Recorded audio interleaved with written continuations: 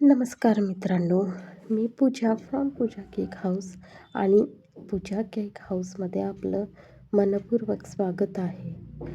तर आज माझा आवाज जरा वेगळा येत असेल ना तुम्हाला? हो, मला बरं नाही म्हणून माझा आवाज जरा वेगळा येतो आहे आणि तुम्हाला जर का आवडत नसेल ना, कशाचा आवाज येतो आहे का, तर इग्नोर करा. त्यावर काही लक्ष देऊ नका.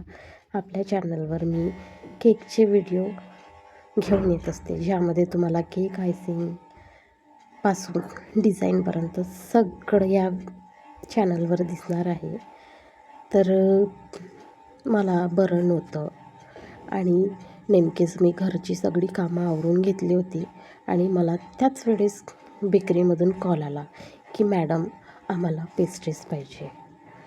तर किती वेगळंच ना. तुम्हाला जर का आधीच बरं नसेल आणि त्यात हे असे ऑर्डर आले, साहजिक आहे म्हणा, माझं प्रोफेशन आहे. बट बरं नसलं ना त्यावेळेस आपल्याला काहीच करावंसं वाटत नाही. एवढ्या याच्यातसुद्धा मी उठली आणि लवकरच चॉकलेट प्रेमिक्स घेऊन बेक करायला घेतलं. तेवढ्यातच अजून एक कॉल आला आणि चॉकलेटचा केक पाहिजे म्हणे.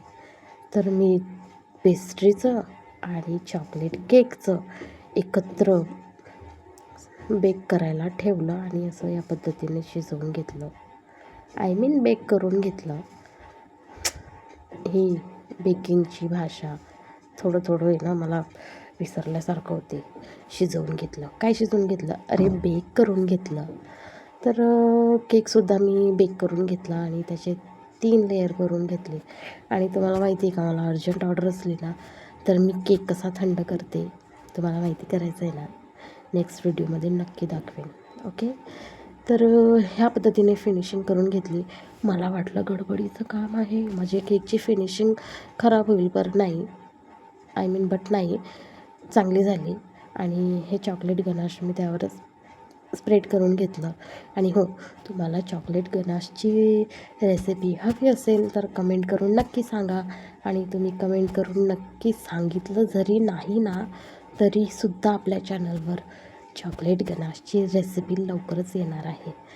तर स्टे ट्यून. आणि या पद्धतीने सिंपल केक मी रेडी केला. तर लवकरच पुन्हा नवीन व्हिडिओसह आपण हाजीर होऊया. तोपर्यंत स्वस्त राहा, मस्त राहा आणि आपल्या चॅनलवर नवीन असाल तर सबस्क्राईब करा. Okay, bye.